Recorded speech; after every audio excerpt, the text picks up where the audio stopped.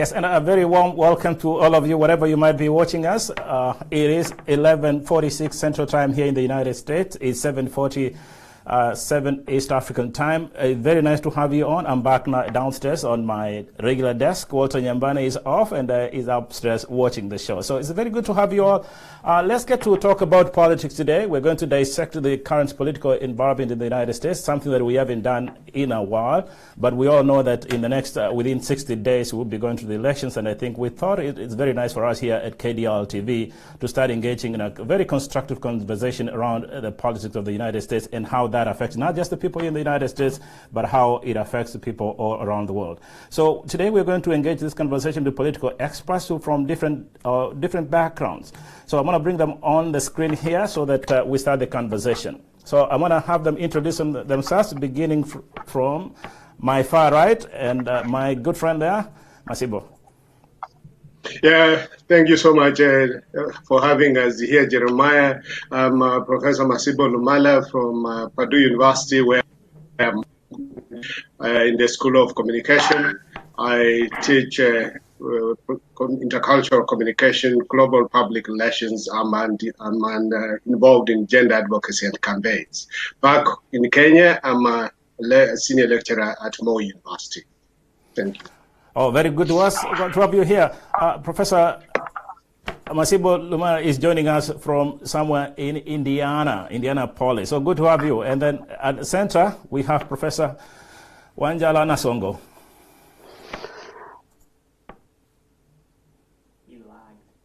Okay. I am I'm a professor of international studies at Rhodes College in Memphis, Tennessee. I teach courses in international relations and comparative politics, and I'm also a member of the Faculty Committee on Tenure and Promotion.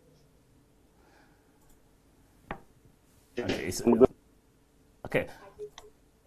Good to have you on, Professor Nasongo. And Professor Nasongo is joining us. It's not in Tennessee. Is somewhere you're in Milwaukee, right, or Madison? I am in Madison, Wisconsin. I have been in Madison, Wisconsin since May. So I will be here until the end of the year when I return back to Memphis. So Professor Nasongo is down in Memphis, not very far from Kenosha, which is the hotspot of everything that is unfolding in the United States. And then we have my brother from the other mother, my good friend, Charlie White. Hello, I'm Charles White. I run a small business and a startup in the Minneapolis-St. Paul region of Minnesota. So good. Good to have you guys. And I want to point to our viewers that for all my political classes, I always go to my brother Charles' Bestmans, and that's where we talk a lot of politics. So I've had a chance to learn a lot from what that is. So guys, let's get to the conversation and talk about the current political environment in the United States, and obviously what's happening around the world. The fact that COVID-19 has changed things on us individually, professionally, and business-wise. Let's begin. What are your thoughts about the COVID-19, and what do you think, very quickly, will be the ramifications on the elections come November? Let's begin with you, Lumala. Well, no one expected the COVID-19. I think when it came, we were all gotten aware. At first, it just looked like something happening in China. And then all of a sudden, we have this problem coming right back at our doorsteps. And I would want to imagine that right from January, February, I don't think anyone anticipated that the coronavirus, COVID-19, would be a factor in the political climate in the U.S. But the way things turned out, of course, it has turned out to be the major issue that is part of forming the conversation surrounding the forthcoming elections, actually in 58 days, probably not 59 or 60 as you put it. And yeah, we hope to see a lot of discussion. We have seen the two national conventions, both of them are very different. One taking on a scientific approach where masks are amplified and emphasized, and the other one did not want to make masks a big deal, and therefore we had less social distancing. Probably this will be the conversation we want to see going forward. Okay, good. Thank you, Professor Lumala. Let's bring in Professor Wanjala.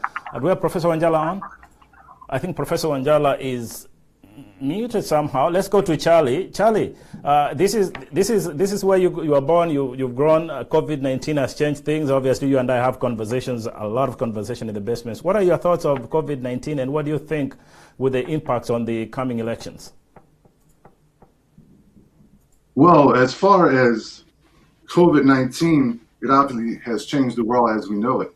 And in terms of politics, that the COVID-19 issue has impacted Trump's poll numbers more than perhaps anything else.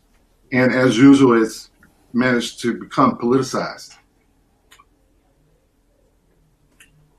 where you have folks marching on state capitals with guns, resisting the mandate to wear a mask.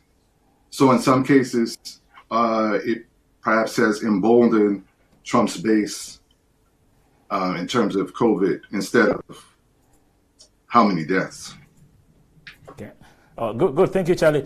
Do we have Professor Wanjala back on? So we don't have Professor Wanjala. We'll get back on here. Masibo, if you're there. Charlie's making a very good point there. We'll get into the details of it. Who is it going to benefit and who is it not benefiting? But we did watch the conventions. I mean, unlike what I've seen, I used to watch American politics right from when I was a young boy, and for the 20 years I've been here, I really watched politics very, very closely. But we weren't seeing retail politics as we've seen, and you did watch the conventions. What did you think of, let's begin with the Democratic Convention? Well, I think you are right to say that we have had a very, very unique conventions that we least expected. I followed the conventions in 2016. I followed the conventions in 2012, and I've seen a major, major difference. Now, for the Democratic National Convention, I think one thing that which stood out and which up to now everyone talks about is the way the various candidates were endorsed by the various states. And we could see a more engaging, more involving participation from all over the country, including those states that are not necessarily on the territory of the USA right now. And it was amazing to see that. And then, of course, being the first one to happen in this dispensation, something that was, I think, which stood out for me and which was very, very unique is how technology was employed to be able to achieve this particular convention, to achieve an idea that you are talking to the country without necessarily having the usual traditional huge numbers around you applauding you on and ensuring that the conversation looks like, yes, you're talking to real people.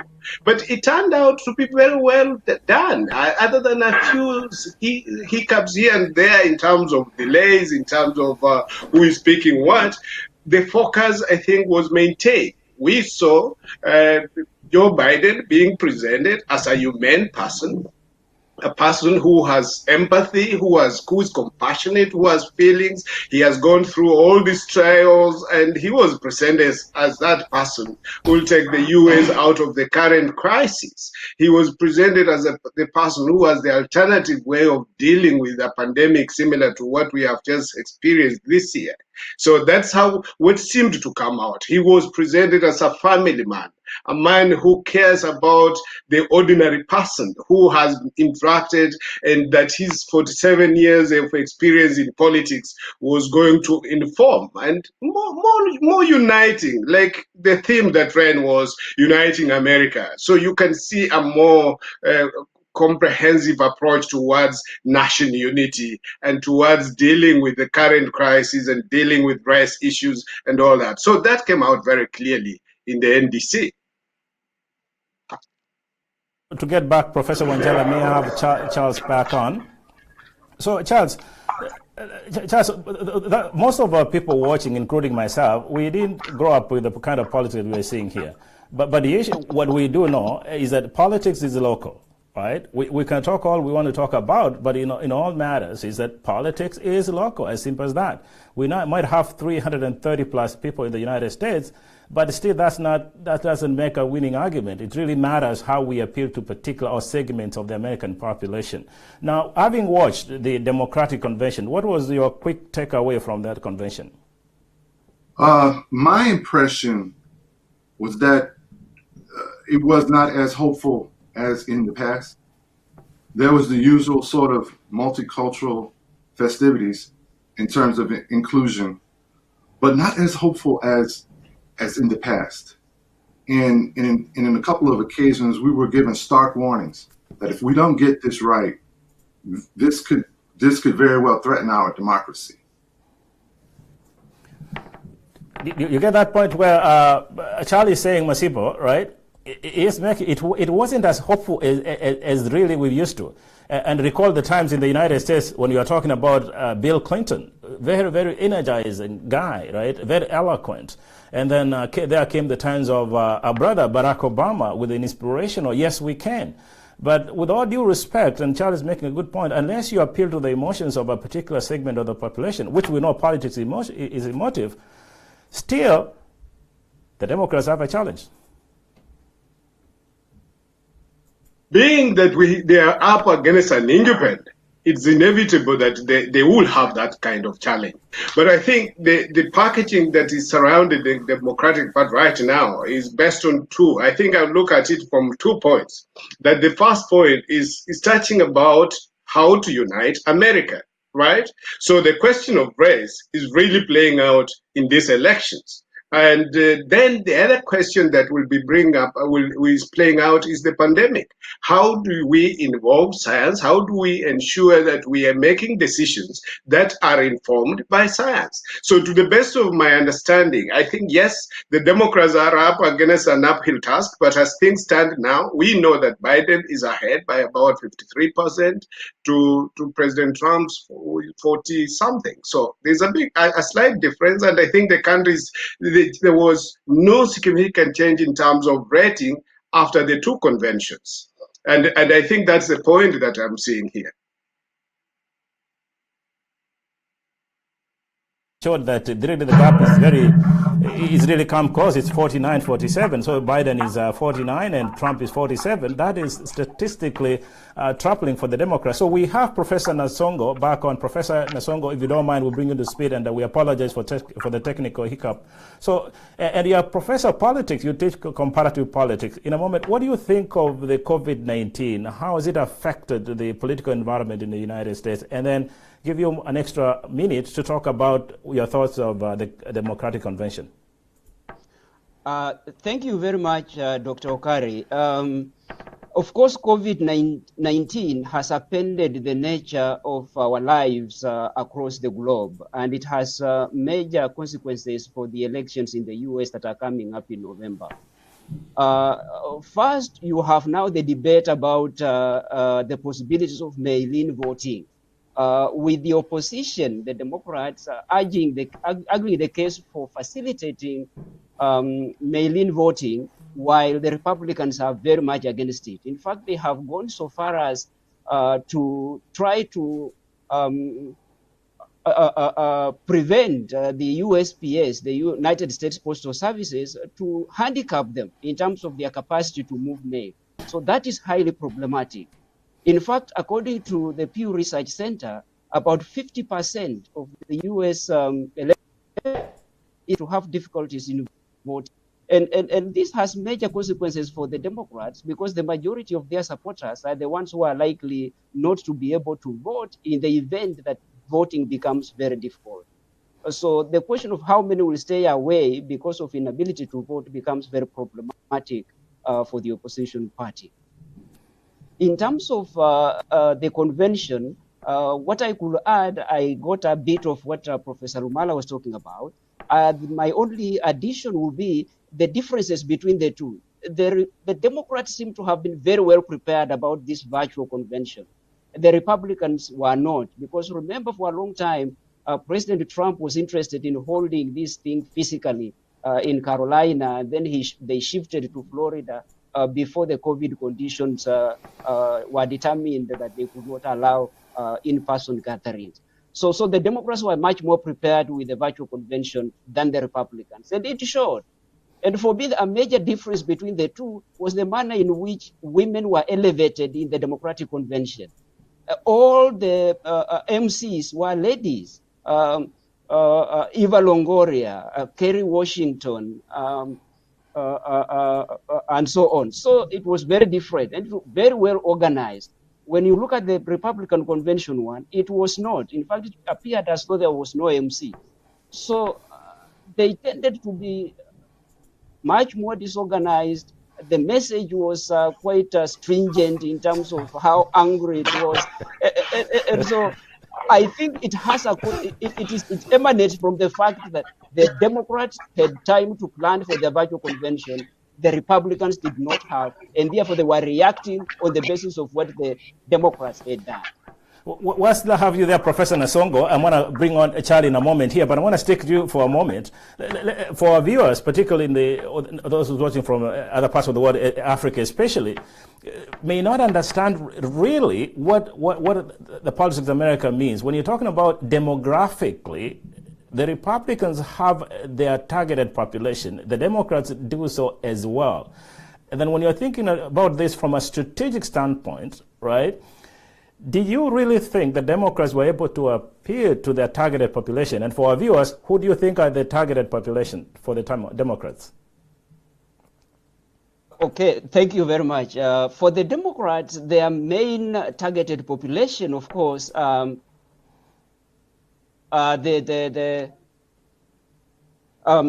the minorities, African Americans. And remember, in fact, if some of our viewers followed the process of nomination, you find that Joe Biden's nomination as a Democratic presidential candidate has a lot to do with Black women voters. And so that constituency is very critical for them. The constituency of Latin Americans is very important for Democrats. Of course, you have the liberal white Americans as well in states like New York, California, Colorado, and what have you. So that is the main constituency of the Democrats.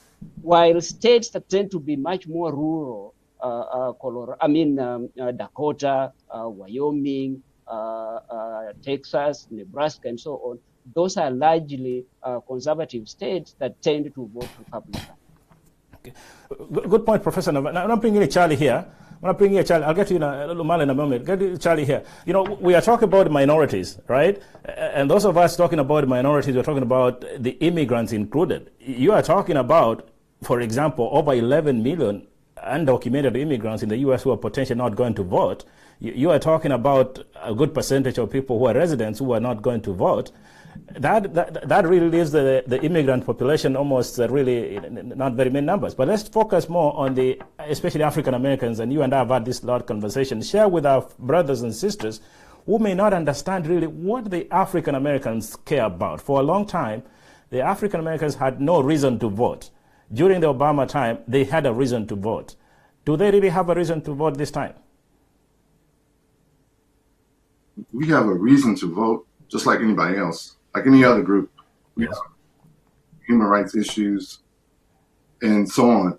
But in terms of demographics, the Democrats are forever striving for the quote unquote Obama coalition, which means high number of turnout for African Americans, at least 90%, 91%, along with liberal whites and other minorities.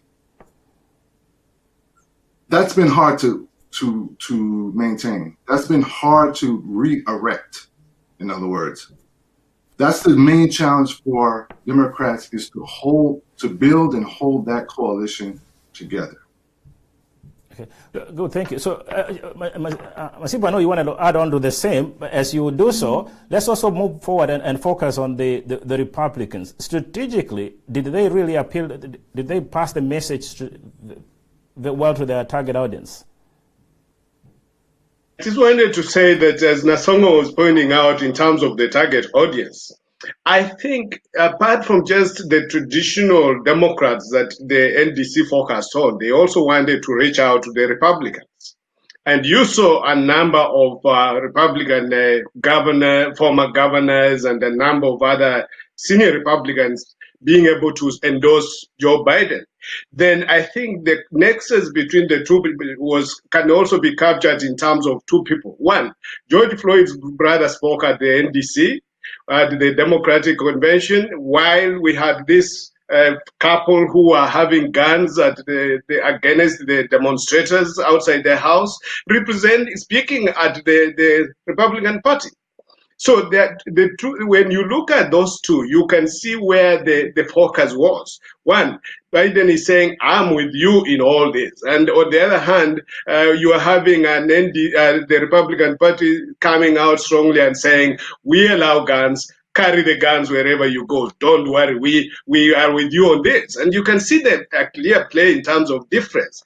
Now, coming back to the Republican National Convention, I think one of the things that stood out and which I think Wanjala has alluded to is the anger that was there.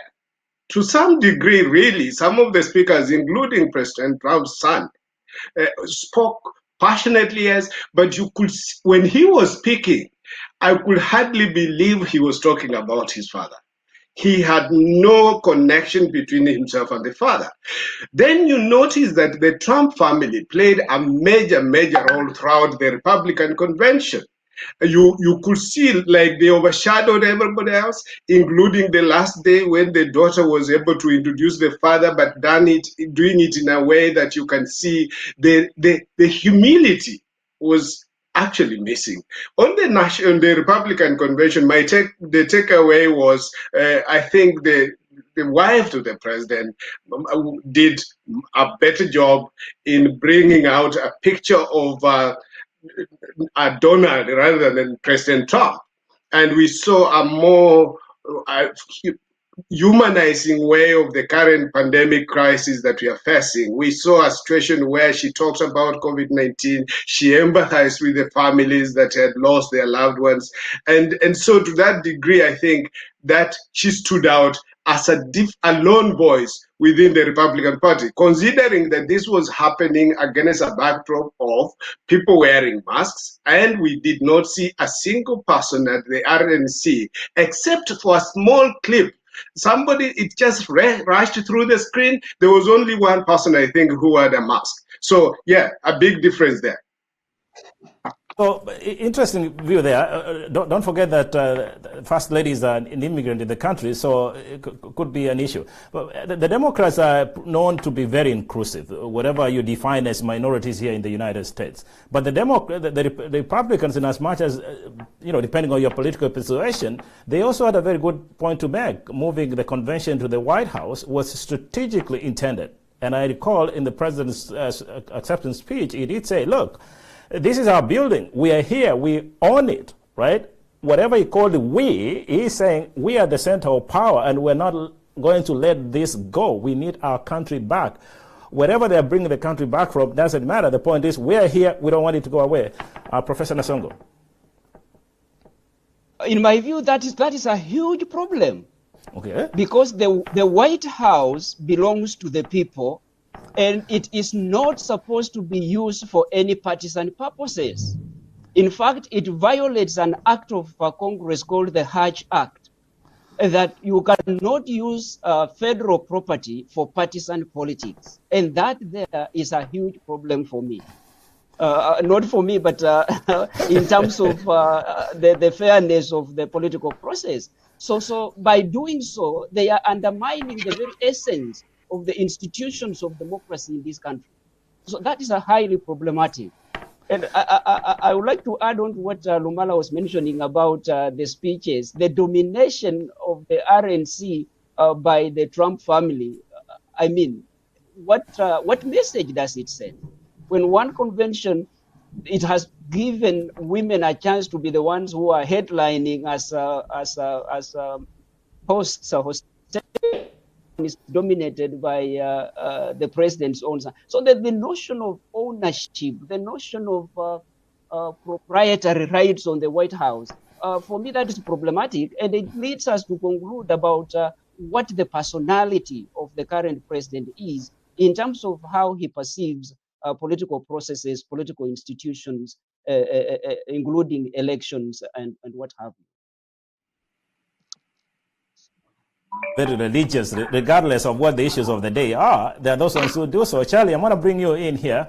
We're going to comment to that. In the Republican convention, we did have quite a number of minorities, including African Americans. More particularly, might have Dr. Ben Carson was there, and then you're talking about the Attorney General from Kentucky, which is simply saying, look, and the lady was, I think the President Biden had the other day, having some time in prison, sending a clear message to the African immigrants. Look, guys, for a long time, you did not benefit from anything. Why not try us? You want to make a comment on that, and then also bring you on so that you can start a conversation about Kamala Harris. She's now the running mate. And what are your thoughts about her as well? Yeah, if you remember the speech where Trump says, what do you have to lose, right? But the Republican convention reeked of nepotism. And the general sense that I got from the convention is we have COVID-19, we have increased unemployment, racial justice issues, but it's no problem. And why are you guys so worried about everything? We've got everything under control. It's just basically no problem. And if you just send us back to the White House, we'll take care of everything. Trust us. So talk about Kamala Harris. Sorry, it's not Kamala. I said Kamala Harris in a moment, Charlie.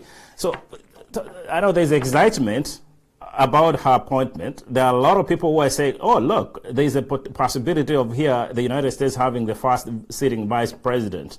Well, on surface sounds good, but when you're going to play the politics card, that might actually work against the Democrats. What are your thoughts? When you look at Kamala Harris, there are a couple of ways to look at it in terms of her support from the Black community. She did very poorly in the primaries with Black voters, number one. And the grassroots segment of the Black community took a real close look at her record as a prosecutor when she was in California. And so she's just not very popular in the Black community.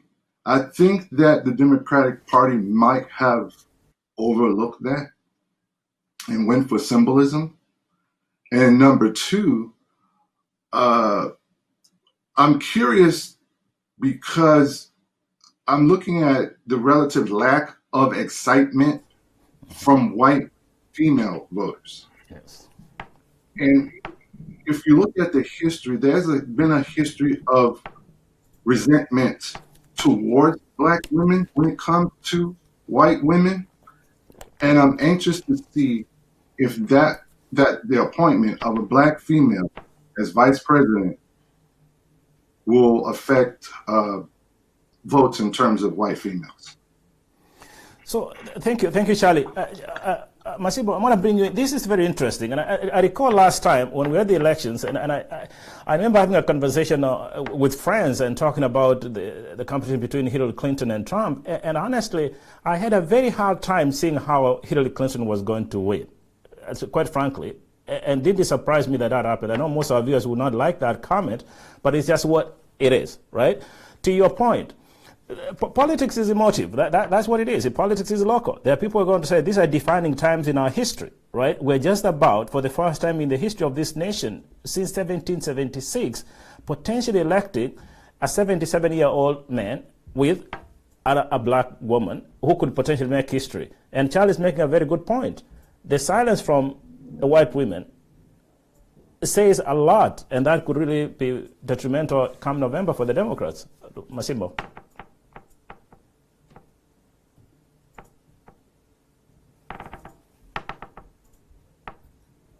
Is unlike Hillary Clinton. I think Biden started off on a higher note than Hillary.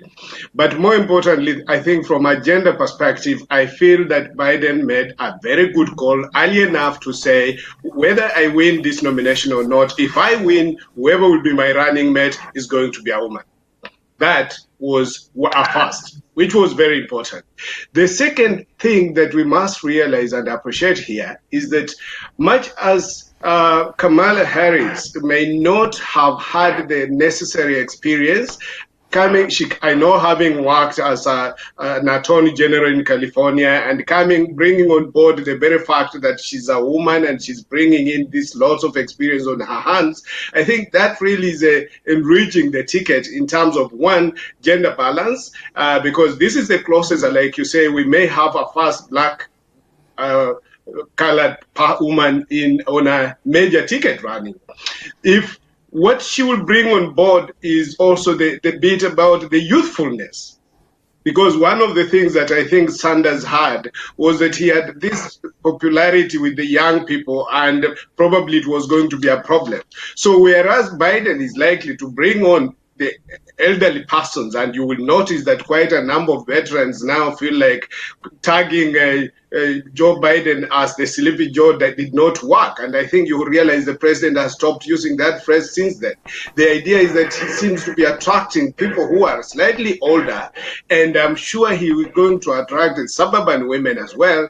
Then I think Kamala Harris, at this point in time, with the support of Michelle Obama and the Obamas, she's likely to galvanize the black population, the black Americans and the African Americans, to a point. And of course, don't forget that the Indian Americans and most Asians are likely to vote on this ticket on account of the fact that, yes.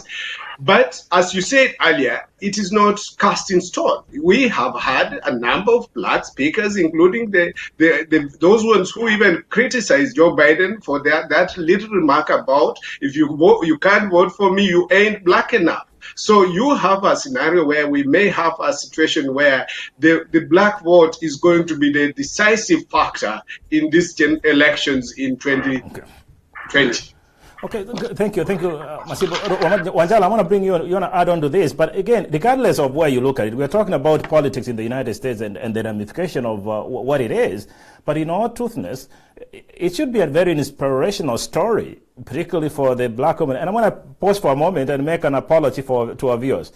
There are 4 men on the show. It does not mean we are not diverse and respectful of the female population. We apologize that. Please join us next week. We're going to have a panel of women. We're going to talk about female leadership. So we apologize, and then week after we'll have this conversation where we all include. So to you again, Professor Nasongo, really, it should be a good statement or inspirational statement for most women, and particularly those in the category of minorities.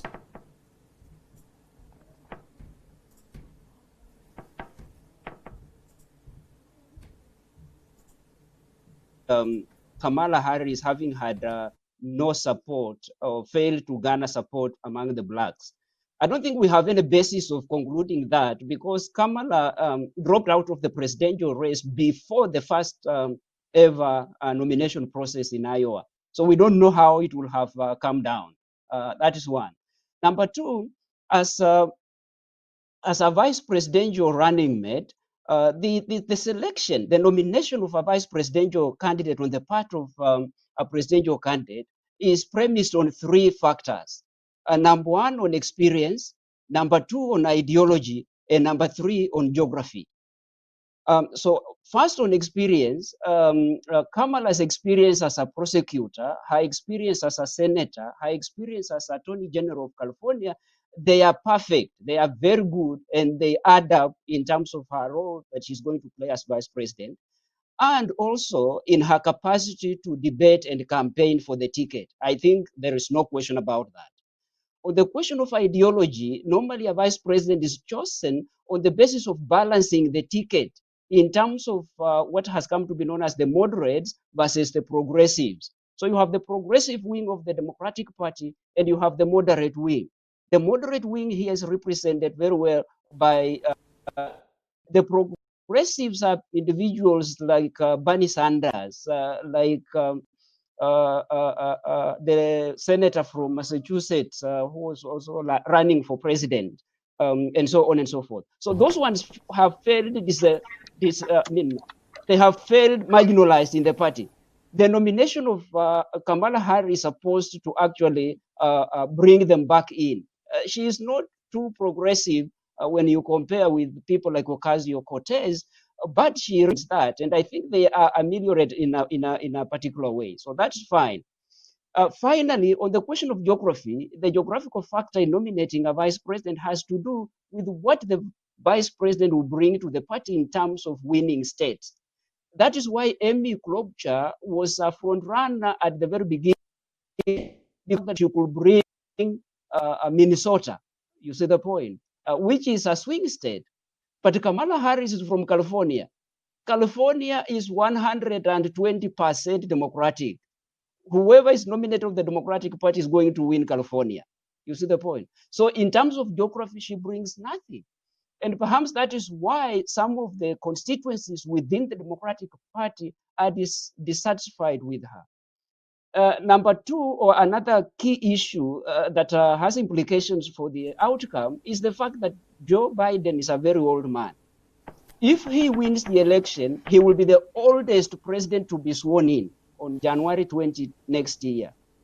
And in fact, indications are that he may not want to serve a second term. Yeah. So the vice president is critical. And the vice president is likely to be the front runner come the next cycle of elections. Will all the constituencies within the Democratic Party be happy that the first woman president will be Kamala Harris and not anyone else? And that is where I agree with Charlie that it may not really excite a great majority, especially of white women, in terms of the nomination of Kamala Harris. But it is a groundbreaking thing. Yet, if you want to, if we proceed from that, we will argue then that why was Hillary Clinton not elected? So when she was actually around. So what I hear, Charlie, the dynamics are quite dicey. Charlie, what I hear from the two professors saying, and you know, I like the way they choose the words, but within the words there is meaning. It seems to me that probably Joe Biden must have caged himself, quite frankly. If you look at President Donald Trump, no matter you're liking or disliking of him, the point is that he's kept his base. The base really religiously believes in him, and that could be problematic. For the Democratic Party, we are saying, and the argument has been that probably they are moving the country to the far left, which is not good to those ones who really are in the Mideast.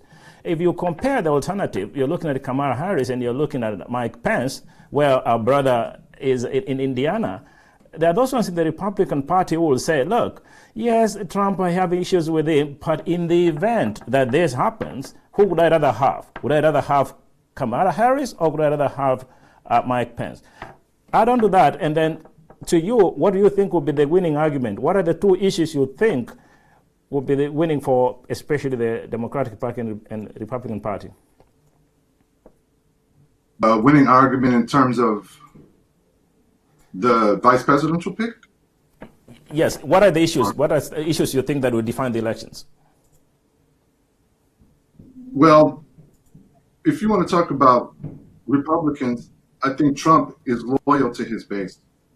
And I think the Democrats have a problem with loyalty to the base. The base has been described as the backbone of the Democratic Party being black women. I think black men get mentioned every now and then.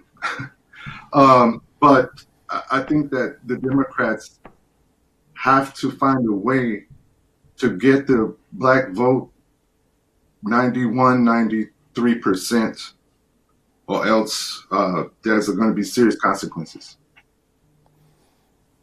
So, Masibo, I'm going to bring you back in, Masibo. Yes. That is interesting. Charlie is saying, unless the Democrats do something, and we're talking about 58 days, by the way, to go, we are potentially looking at a situation where if Trump is good as he is, and I'm sure he has very good strategies, if they say, look, let's use the suppress strategy. Let's give the minorities, especially the African Americans, reason not to vote.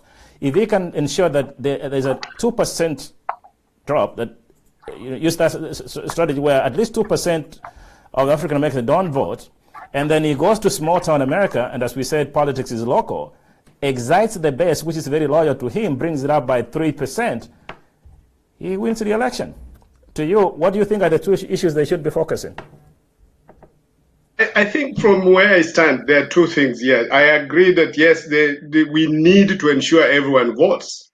And I think the Democrats are better off being informed that they should now be whipping up their members to actually go out and vote.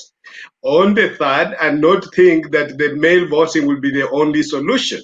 Because Trump is telling his voters, look, you will send the mails, but also turn out physically and vote. Illegal as it may sound, the idea is that you are getting your people to go and vote. And so we need to see a change in the strategy in the Democrats in a way that it justifies why people have to go out there and vote. The two issues that will play out, like I said at the start, is the question of ensuring national unity. Trump is playing the card of patriotism, you know. He's saying, look, we must be proud of America. We may have failed where we have failed, but we've done what we have done, and we need to be given another chance. Biden is saying, look, he has let us down. He has not demonstrated leadership during this pandemic. He has not demonstrated leadership when we had the violence, that some cities continue to experience violence. So we need someone who will bring us together.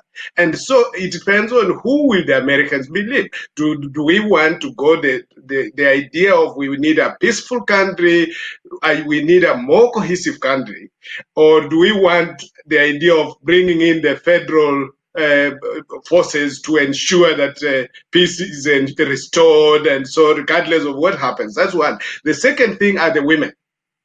I think how the two tickets present and package the role women will play in the subsequent government will really determine the way forward.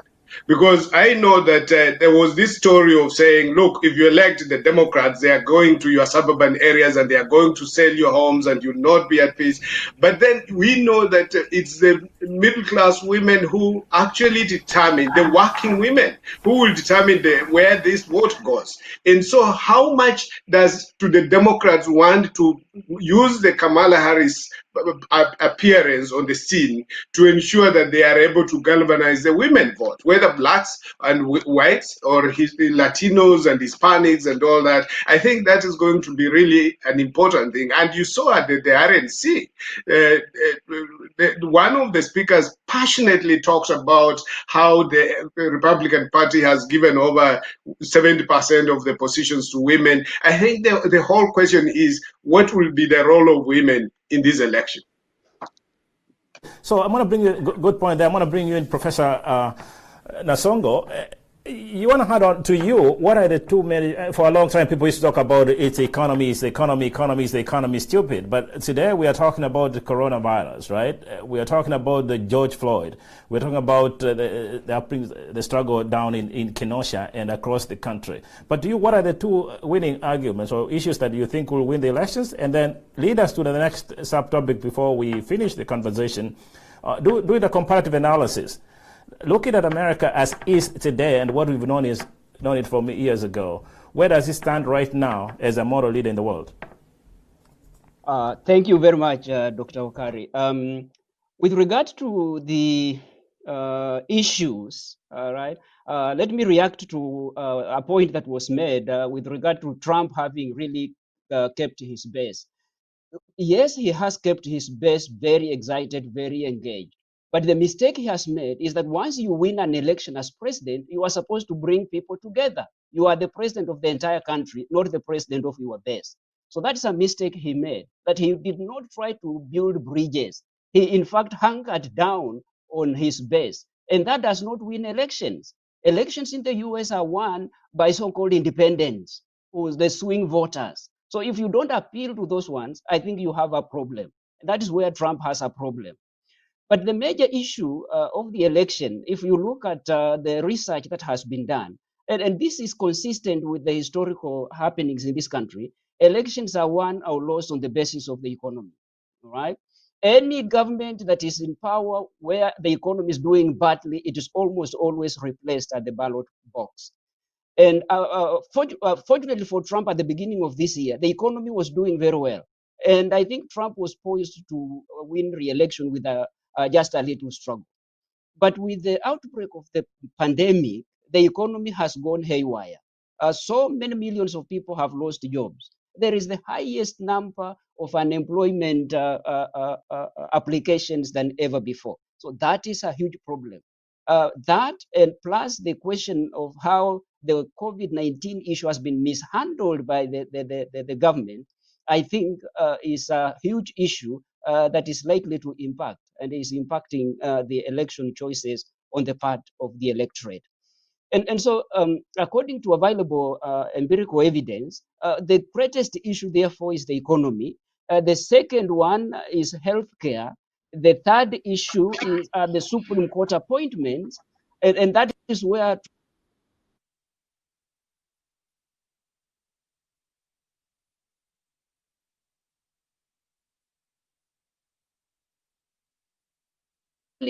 just a comment on this is the time when the millennials the electorate. Use party lines. There are people who are interested in issues to do with the environment, with climate change, with the issue of energy policy and its consequences for the environment. So I think those are issues that also need to be addressed and raised and prioritized if either campaign is going to win the support of the millennials. Finally, on the question of the US's moral leadership in the world, this has really waned in the era of Donald Trump. The country's withdrawal from the Paris Climate Agreement, their jetsoning of the Iran nuclear deal, Trump's attempts to disengage even from NATO, his plans to withdraw troops from Germany, is leading the US on a retreat from the international scene where it is supposed to be the only power around. And all this is a function of Donald Trump's own operational code. He sees everything in terms of a zero-sum game, not a positive-sum game. And this is what leads him to withdraw from all these areas with devastating consequences. And so if the electorate is interested in maintaining US supremacy in the world, I don't think Donald Trump is going to do it. And that is partly the reason why the majority of the military personnel, especially the leadership, they are very unhappy with him. But that argument, as negative as it might sound, to his base, they are saying, "Oh, look, I'm elected to be president of the United States, not president of the world." To his base, they will say, "Look, he cares about us. He's bringing the job back home. He thinks about me, not the other guy who is thinking about some other countries around the world." So that could be an argument on the other side. But that would be a very fundamental misunderstanding of the geopolitics of this world. The US relies on very many countries out there to make life here easy. Yes. This semester, our semester opened just last week, and I told my students who take international relations to go to their wardrobes and list all the clothing items they have and the made in label. 100% of the majority of my students, their clothes are made out there. So the politics of those countries has a direct impact on the welfare of Americans here. So if you retreat, you are losing out. So the base doesn't understand. Okay. No, I'll get to you. I know this is interesting. By the way, this is a professor of politics. He teaches politics, so it's understandable. Let's go to the businessman. Charlie is a businessman. You know, businessmen are always relaxed. Before you go to Charlie, Dr. Okari, yes. Before you go to Charlie, I just want to emphasize something that Dr. Nasongo, Professor Nasongo has brought out. The idea of you cannot ignore the world and expect that you'll go stand alone. You know, even during this pandemic, most of the food in the US has not come from here. It has been coming from outside. This is President Trump, who for the 4 years has not stepped foot in Africa. He has no wonder he called Africa shithole countries and the other countries. The wall he built against Mexico. I'm sure we've been having a lot of food from Mexico. So if we were to build that wall, where will the food be coming from? But not again. I want to make sure that I bring the businessman in. Charlie is relaxed, he's not a business, and there's no need to do this thing. But in a moment, take also note of what's happening on the global stage when you're doing comparative politics. In the recent years, in the last 2-3 years, pretty much we've had very unconventional candidates who win presidents in different countries. If you go, for example, the UK, not a lot of people expected Boris Johnson to become prime minister, but he really won with a huge majority. You go to Brazil, look at who they have, very unconventional. You go to Argentina, the same thing. In Madagascar, a DJ ended up winning. So clearly, and you go to Germany, Germany is really acknowledging that they're having a problem accepting multiculturalism. While we might argue, there is a argument to be made about the leadership. Still, it plays to the base of the U.S. I'm going to get back to the two professors, make sure that our brother doesn't keep quiet. So, Charlie, what are the two winning arguments, especially for the African Americans? Well, two winning arguments is, from what I'm hearing from the community, is stop taking us for granted. I think we represent the base of the Democratic Party. We should not be taken for granted. But I want to say a little bit about what the two professors said about international relations, which made total sense, made a lot of sense. And like my mom used to say, it made too much sense. And so Trump, in his isolationist approach, actually, in some cases, emboldens his base. And folks that are more likely to vote for him in his America First approach. Good point there. Let's go back to the professor as we finish here. Let's start with you. You're adding a point there, Masibo. Yes. No, of course, I was pointing out that I think I liked what Professor Nato was saying, that, look, yes, you might, once you've been elected, and I think it's important that we make this point, that you become the leader of the U.S. You don't become the leader of your followers. And so at this moment in time, I'm looking at the U.S. from a global perspective, and I'm thinking, how long has it taken for the U.S. to provide leadership? Withdrawing from World Health Organization, for example, being the number one country where you have the highest number of deaths from COVID-19, it just shows that, in fact, a country like Kenya would have looked to the U.S. for leadership, for support, for understanding. You know, so many. Now you hear the vaccine. Which country was among the very first ones to get the vaccine? Who was supporting the Europe when they had problems in Italy? You saw Chinese landing there with their medical PPEs and everything else. Jack Ma has been all over the place. What role has the US? What makes it? It's not just about America. I think in a globalized world and with the era of the internet, you cannot pretend that yes, you will play to the card of your own supporters. And so the independents may also as well come in to play a key role in deciding which way the election goes. Very fascinating conversation, guys. I can't tell you much how. I think CNN should call us here, or Fox News, so that we can go and help them dissect the political environment in the U.S., or BBC for that matter. So let's finish up. Let's start with you, Charles, if you don't mind making a closing statement, and the guys will take me off the camera as you make your last statement. Charlie.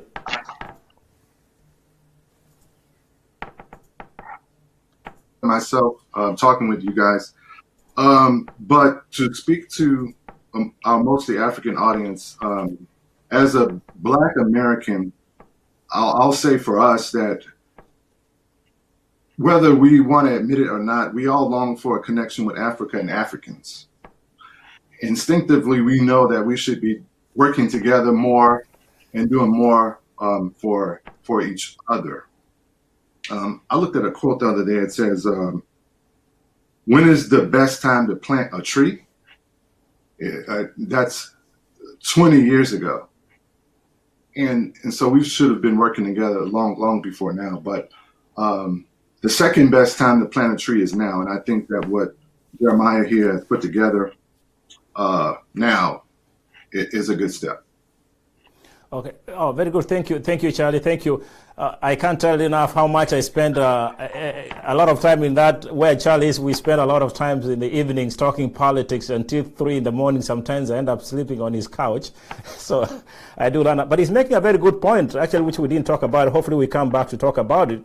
The connection and relationship between the continental Africans and the African Americans, really. The issues that affect us as immigrants and affect the African Americans, really, we should get to a point where we have an adult conversation as this, so that at least we have a common front. Professor Wanjala, closing statement. Thank you very much, Dr. Okari, for this forum. It is a great one. All I would want to add is the fact that the world has become very interdependent in economics, in communications, in human aspirations. As the Hackneyed saying goes, it has become a global village. And the fact of nationalism that Dr. Okari raises about extreme nationalists acquiring power across the world, it's actually a response to these globalizing forces in which some of them feel threatened. But at the end of the day, the US is a leader of the world. And for it to continue to engage in the world and regain its moral ground, I believe that we need a leader who understands the kind of dynamics at play in the global system. Not one whose operational code is essentially transactional and who sees international relations in terms of a zero-sum game where what one gains, another one loses. We are supposed to be focusing more on absolute gains than on relative gains. And if that happens, then the world can be a little bit more peaceful. Otherwise, the extent to which the US has retreated from its moral leadership of the world spells a lot of trouble for others, because many look up to the US in terms of human rights promotion, in terms of democratic promotion. And when a US president becomes authoritarian, becomes autocratic, retreats from the global scale, it is not a good development with regard to the international system. So hopefully we will have change in the coming elections and things will come back to normal. Thank you and bye-bye. Professor of comparative politics, you would expect that. And as he talks about, I always tell my students this: in 2020, we can't afford to talk about conism. We can't afford to talk about nationalism. We really have to start talking about globalism, global citizenship. That is of essence, especially in this age of technology. And when we talk about what Charlie was making a point moments ago, in this country, whatever we call the minorities, there are projections now that by 2050 in this country, whatever is defined as a minority will be the majority, which means really to you, Professor Masibo, that even as minorities have a responsibility to actively engage in the political and social environment so that we can make a story. As you make your closing statement. As I make my closing statements, basically, Dr. Okari, I'm reminded of the words of one U.S. Assistant Secretary to Kenya in 2013 as we lined up to go towards elections. And his words were, choices have consequences. Now, at the election that we are going to have in the US this year, every vote, every choice that every voter is going to make will definitely have consequences for the next 4 years. Whether Trump wins or whether Biden wins, there will be a significant consequence in terms of what direction the U.S. takes. The future of America depends on this election, and the future of the world as well, I think I would say from a global perspective, depends on what happens in the election here. Because you will appreciate that in terms of international relations, an isolated U.S. will mean so much in terms of international global security, in terms of travel, in terms of, so we really need to have a situation where we have a more unified and more interested world. And as we speak, I want to finish by pointing out that we are all human beings, regardless of our race, regardless of our gender, regardless of our religion. And so beneath the skin, we are human. Our needs are the same. I do not believe in this idea of saying we and us. There has always been that tendency in both sides of the divide to talk about Americans as though they existed in two groupings. And in as long as this is addressed, we'll be better off after the elections, when we leave the elections, when the US American citizens after the elections remain united and look at one another as a brother and a sister. Because at the end of the day, we need one another. Well, thank you. I think, thank you very much, guys. It's been an absolute pleasure having you on. I tell you how much I've been listening to you and trying to take much notes as I could, but I'm going to go back again and watch this so that I take notes. So it's been an honor having you on the show. That will mark the end of our discussion today. Part 1 is done and part 2 is done. And I'm absolutely sure, and I welcome you guys. I think before the elections, we're going to engage this conversation at least weekly or bi-weekly to make sure that we update our constituents on what's going on here in the United States. So I want to thank you so very kindly. My brother, Charlie, thank you. You have no idea. Thank you. You know what I mean by thank you. Thank you so much for coming on. I would love to have you again on the show. Professor Wanjala Nasongo, thank you. Brilliant guy. We've done a lot of shows elsewhere. We'll keep doing this again next time. Be sure of that. Oh, thank you. The funny comedian guy, my brother, Masibo Lumala. Thank you so much from Indiana. I think it's been a very fascinating conversation. Obviously, we'll talk after the show. And I think for our viewers here in the United States, thank you so much for watching us today, this lovely Sunday.